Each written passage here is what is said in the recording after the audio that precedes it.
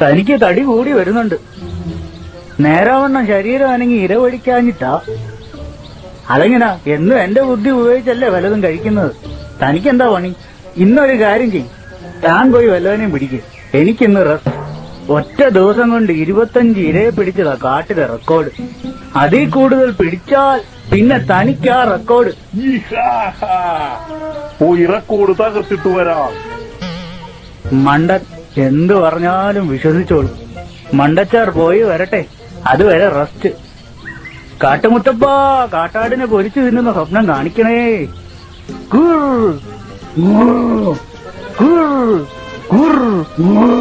ഒത്തു സൂത്ര, റെക്കോർഡ് ഒത്തു.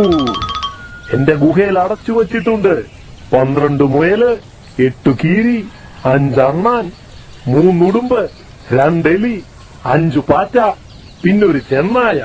എത്രയായി? 36. Hi hi. റെക്കോർഡ് പൊട്ടിയല്ലേ? പൊട്ടിയടോ പൊട്ടി. ഇത്രയും പ്രതീക്ഷിച്ചില്ല.